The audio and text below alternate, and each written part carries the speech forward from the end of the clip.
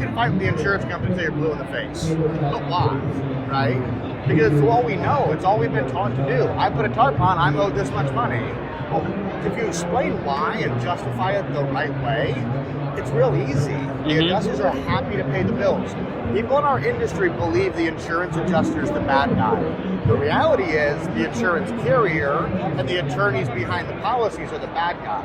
The insurance adjuster, all he wants to do is get the paperwork off his desk and get paid. Well, if you provide him what he needs to be able to accomplish that, your life gets a whole lot easier. Did you just say don't hate the player, hate the game? That's right. Derek Ford, Disaster Solutions.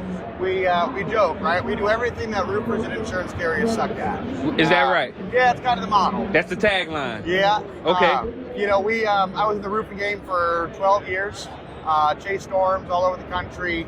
Exited that and started developing a managed repair program with a couple of major carriers. Had a really good time doing that until it got so carrier driven that we just really couldn't endorse it anymore. And so at the end of this 16-year span of working one on the storm side, two on the carrier side, kind of sat back and said, boy, what are some common themes that both sides suck at, right? And so we came up with was emergency services, right? Dry ins, dry outs, tree removal.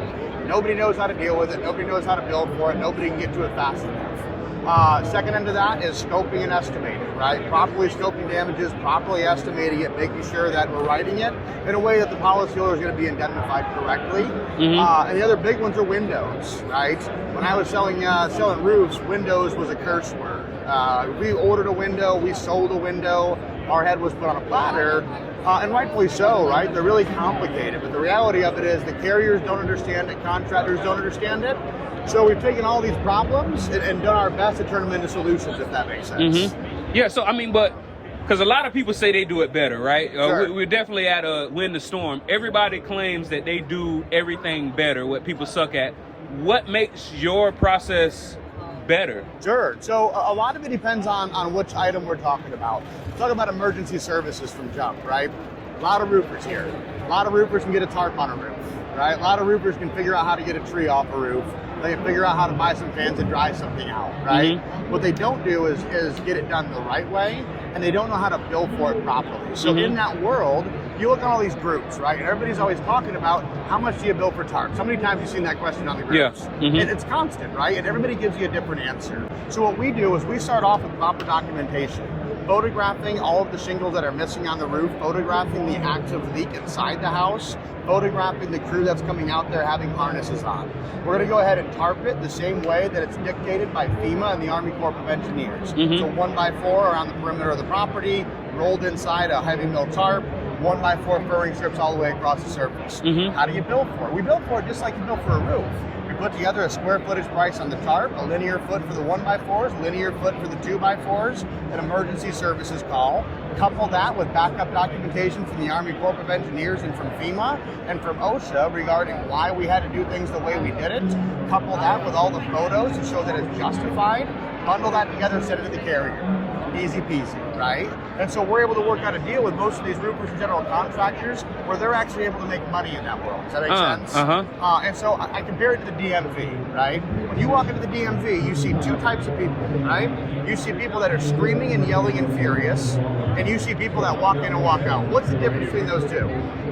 The guy who's screaming and yelling didn't bring the documentation that he needed to justify getting what he wants. The other guy who was able to follow the rules to a T is able to get all of that. So we're promoting being the guy who gets in the DMV and out of the DMV, not the guy screaming and yelling and beating his chest about what he wants. So, does that make sense? Yeah, it seems like, so you don't just give an answer, you show your work. Absolutely. It's another great example. We're going to build it all the way out to make sure you can fight with the insurance company until you're blue in the face. But why, right? Because it's all we know. It's all we've been taught to do. I put a tarp on, I'm owed this much money. Well, if you explain why and justify it the right way, it's real easy. The adjusters are happy to pay the bills. People in our industry believe the insurance adjuster is the bad guy. The reality is the insurance carrier and the attorneys behind the policies are the bad guy. The insurance adjuster, all he wants to do is get the paperwork off his desk and get paid.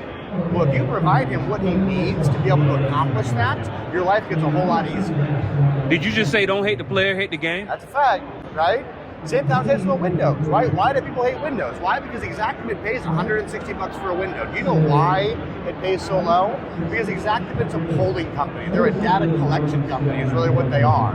Well, I can go ahead and call ABC and SRS and get a price for a shingle or a pipe jack, right? I can't call and do that for windows that aren't standard size windows.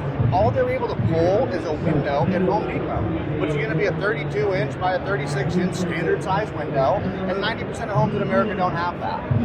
So with this window world, they also, in Exactibid, it's paying for a labor-only price on windows, and it's designed for new home construction, where you're taking a window with a nailing fin, you're firing it into the studs, and you move on. Well, that's not the industry that we're in, right? We have to cut these things out. We have to manipulate everything on it. Windows is real simple. We document and identify what the window is. We have partnerships with the manufacturer to determine whether or not it exists. If it does exist, we're able to source what accurate pricing is for material and accurate pricing for labor. If it doesn't exist and it's discontinued, then it's no different than a T-lock shingle or a 333 siding, right? We're going to go ahead and say this doesn't exist. Go to the supplier. Is there a like kind and quality? They say no. Carrier's paying for all those windows. And they're going to pay for them based on what is like kind and quality to what existed previously. We back that up with all of the information from the manufacturer, from the supplier, from our labor sources. Now the carrier's happy to pay for those windows, whereas in the general world, they're battling them tooth and nail. So it seems like the contractor is the prime. Your company would be considered the sub, but it's not just the sub doing the labor. That's dirty word. That's a dirty word. Okay, help us out. So we're all about strategic partnerships. Okay, got right? I hate the word sub because in most cases a subcontractor is going to be paid by the prime contractor. We like to work a line. So let's talk windows. If you're a contractor and you want help with windows, you want to implement them into your business, whether it's on a one-time job or on a full-scale project basis, we're going to come in and work alongside you. You get a job, you have us come out, we inspect it. We engage in a contract with the customer to facilitate the work that needs to be done. We deal with the carrier, we deal with the manufacturer, we deal with the install, we deal with the payment. What do you get? You get the 20% overhead and profit on those windows. And if you didn't have it previously, you're likely going to get overhead and profit on the entire job. One of the ways we support our contractors is if we're doing the windows, windows aren't windows, right? Windows are multiple trades. So if I'm doing windows with you, I put together a really nice letter that says, hey, we've secured the window job with Mike. You're the general contractor on this job. We're going to need you to facilitate our access to the property and management of the project. On Monday, we need you to be out there while we have our siders remove the siding.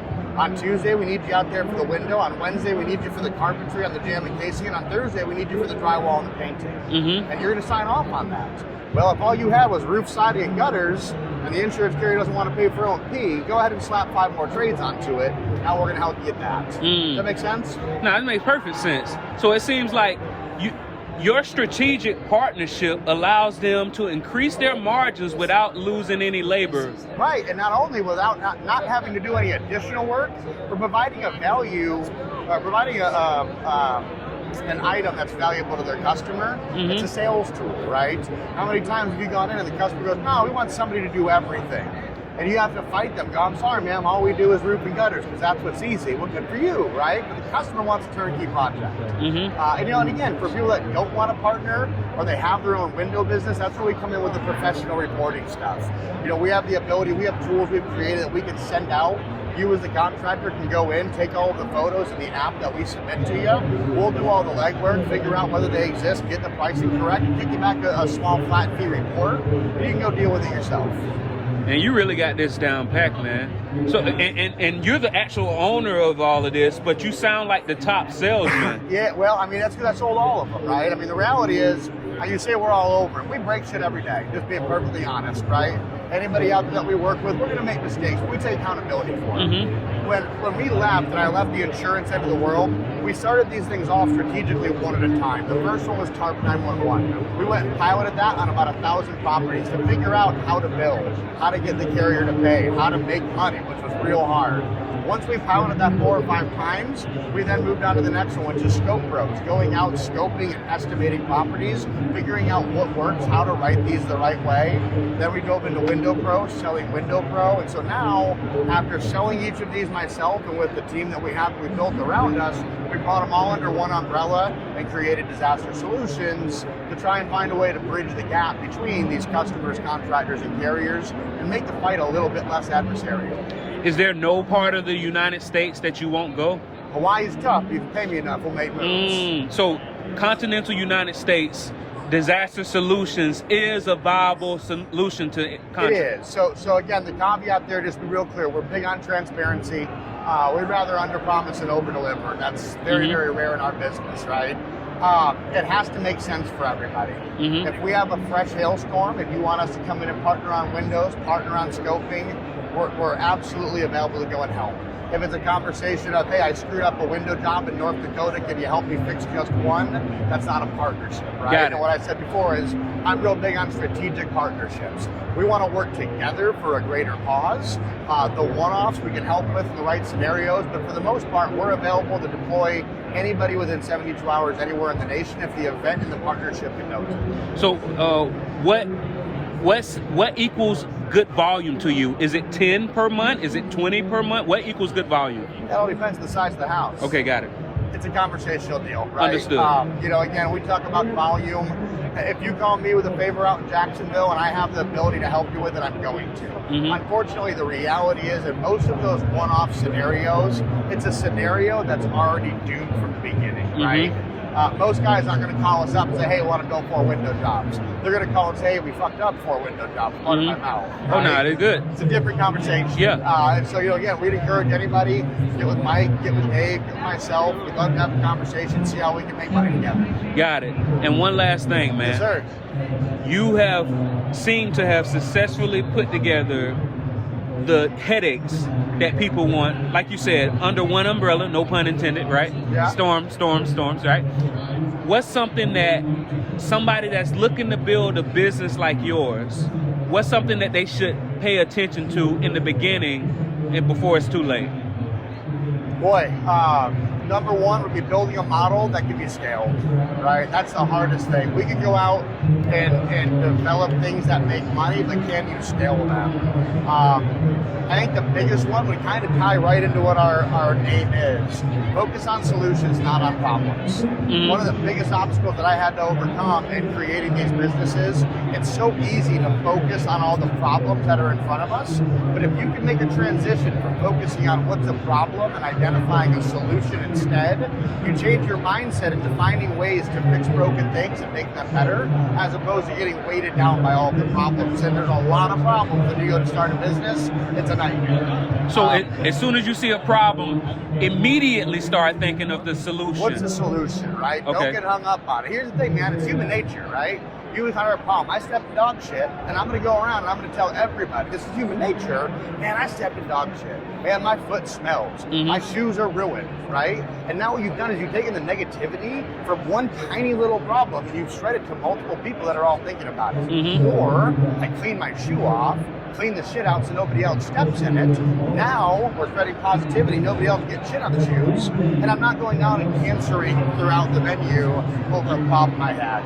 No problems, just solutions. So handle the problem and try to fix it to where somebody that's in your orbit doesn't run into the same problem. That's right, man. If we're not helping each other, we're not helping anybody. Got it. Clean your shoe, remove the stuff. Absolute. Hey, absolute. Hey, absolute. Hey, Once again, tell people who you are, what you do, and how to get in touch. Derek Ford, Disaster Solutions. We create solutions out of problems. Contact myself, Mike Abernathy, David Summerly. Get us on Facebook. Love to help. Thank you so much. Thank you.